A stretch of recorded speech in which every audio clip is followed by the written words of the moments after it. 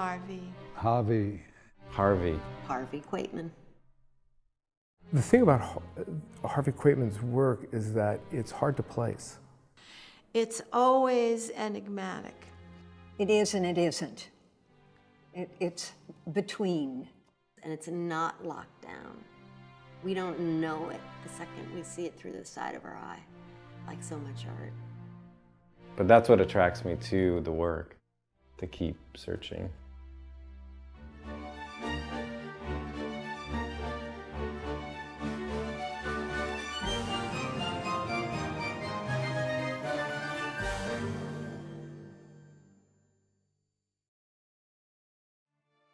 Harvey, on absolutely nothing, with no anybody except his mother, who he basically propped up, ended up at the museum school. You know, that he's just got this driven want to be an artist. Well, the Boston Museum School in those days was, you might say, was a little conservative. And then a new teacher in painting came. And his name was Jan Cox.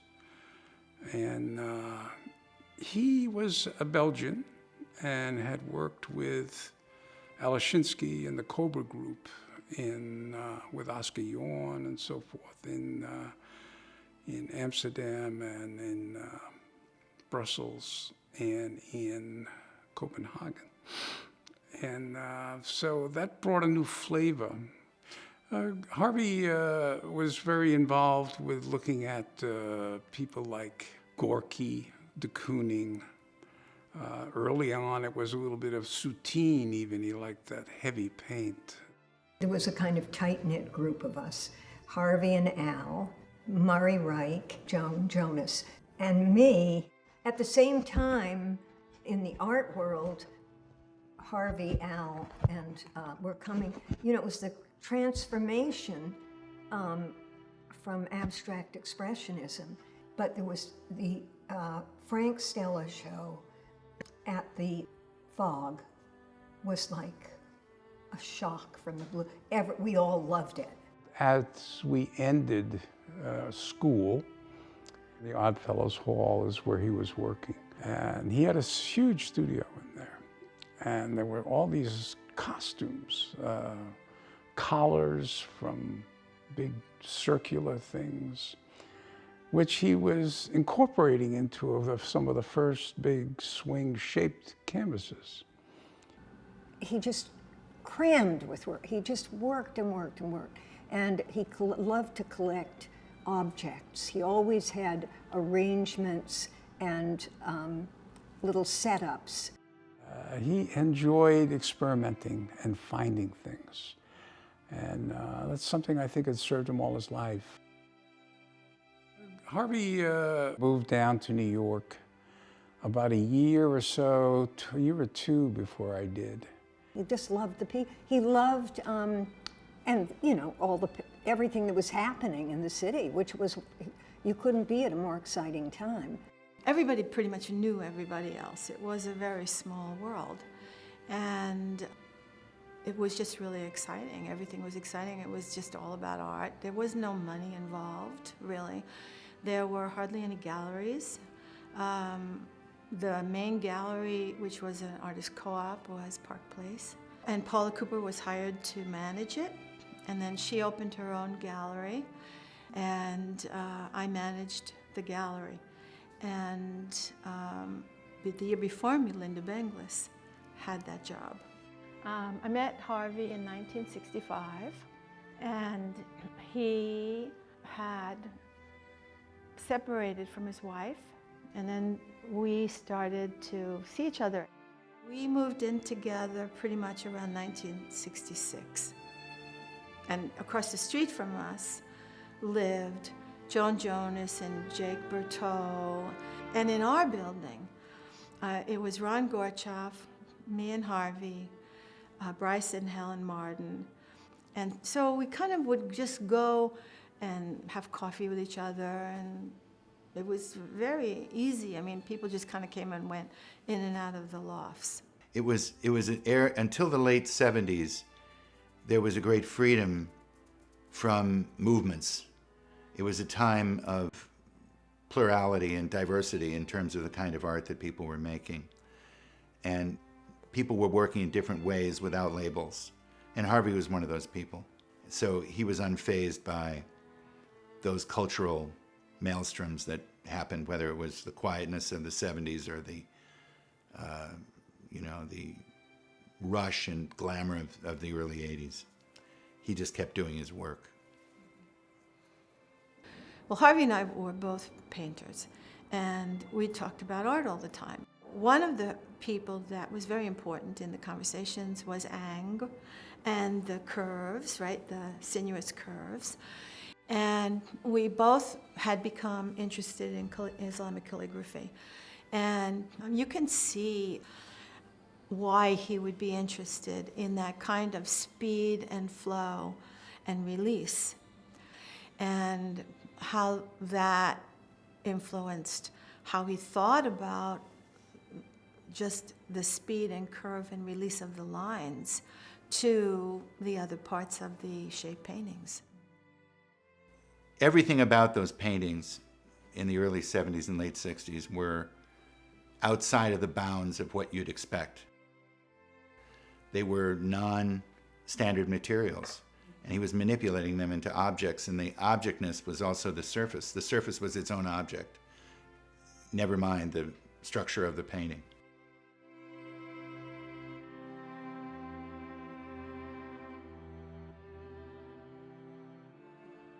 I always felt very much comfortable in his studio because usually, for one, my bed was in the studio part, and I would have a swing, always. I started drawing in his studio for sure, very much closely observing and learning from his very specific aesthetic.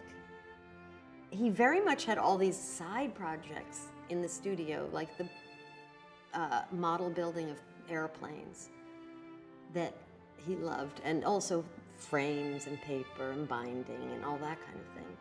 So the two of us could just putter away forever on that kind of stuff.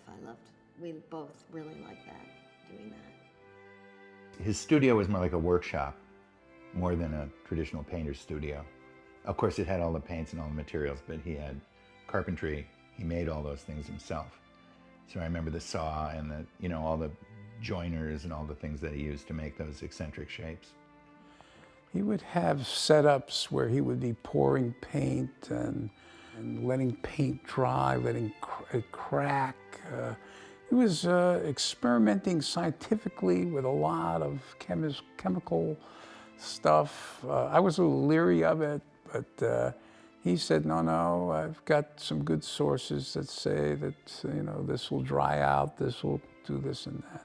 It seemed like he always had a relationship with people who were involved in the production of art supplies, I guess.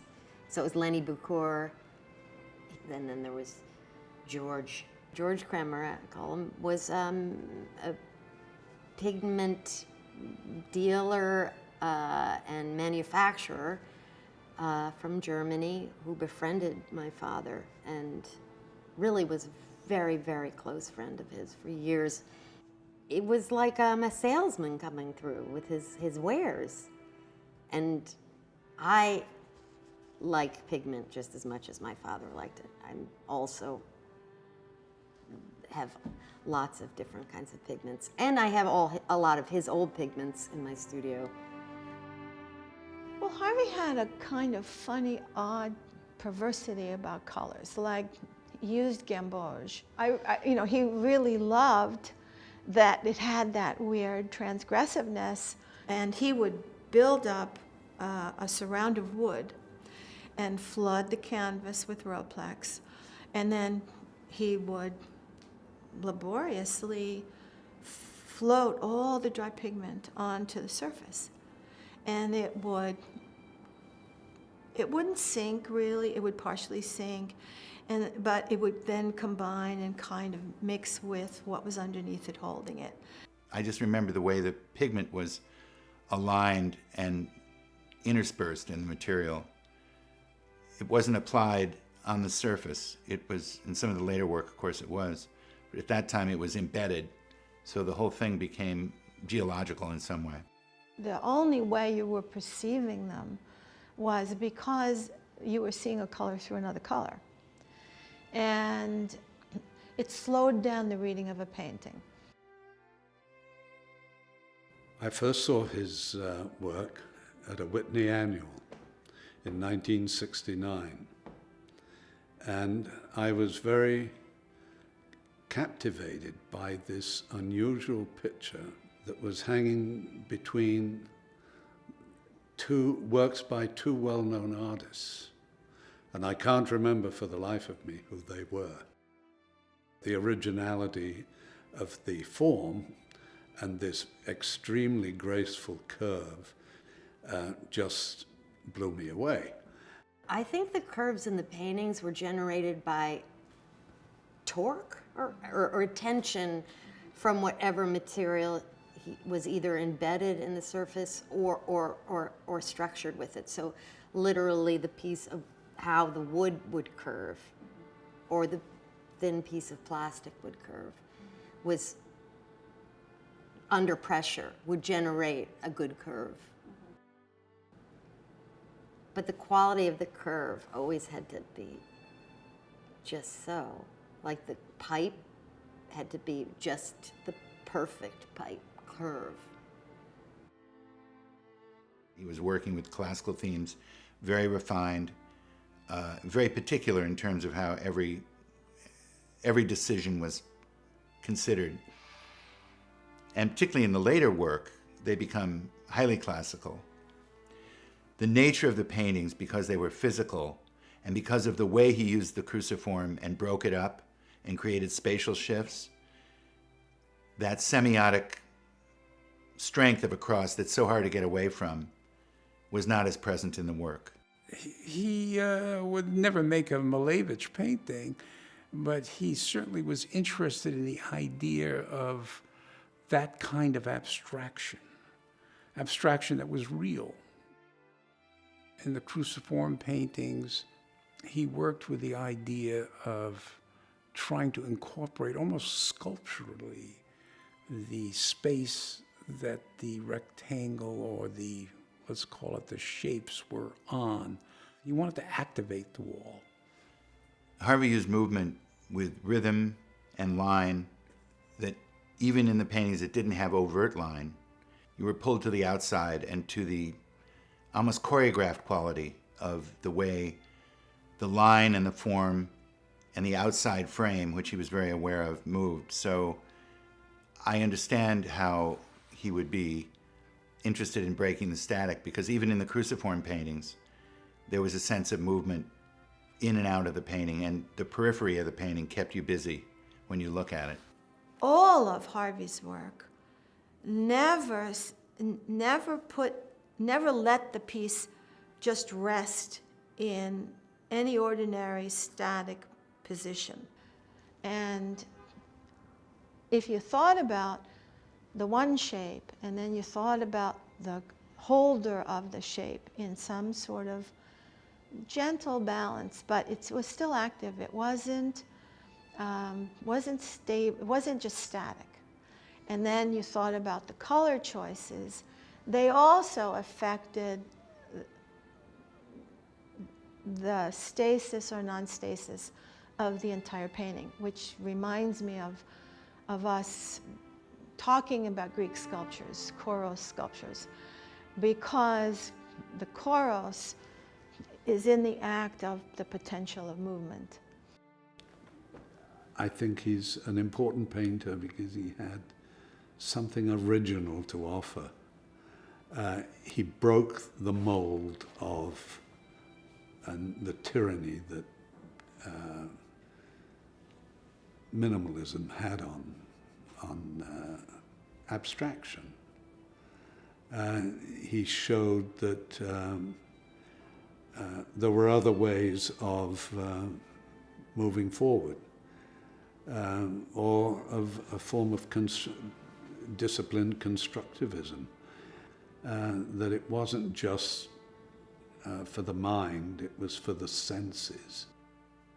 I think Harvey was both an intuitive painter and an analytical painter. I think he drew on resources that were, again, coming from literature, coming from the great artists that he admired, art history, but you can't look at those paintings without thinking about intuition and risk-taking, which is what intuition can lead to in a painter, to take a chance with something that seems outlandish or crazy. He was a painter's painter in many ways. That was the sort of funny thing about him. He really was very traditional about looking at art and conceiving it, I think. And I guess, well, and he was really loved Matisse more than I think any artist that I can think of. He thought of Mondrian as an illusionist in his pictures with space. And yet, I once asked Philip Guston about some artists in the gallery.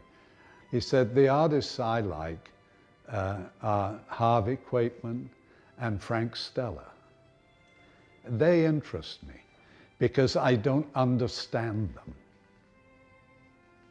Harvey is an illusionist. I do think about it a lot, the sort of awkward fit of his work into its own time, and how it's almost hard to place it, in fact. I mean, he's interesting in 1918 and 2018, which I think is so bizarre. So he's so consistent, he's like the work built on itself, he created a language, but it satisfies like all the thoughts of 100 years. So what he's doing is then pushing painting forward in a very surprising and individual and personal way, and making something that, for all its limitations, becomes quite profound. There definitely is kind of a sense of order in his work, or the real invitation to contemplate. They are, yeah, like idiosyncratic and deeply invested, and like they couldn't be produced by somebody else, you know? Yeah. At this moment where it's very wide open how to paint or how to think about painting, I think his work really has a lot to offer in terms of simply ideas, like, and approaches. I think, funnily enough, I think now is his moment, actually.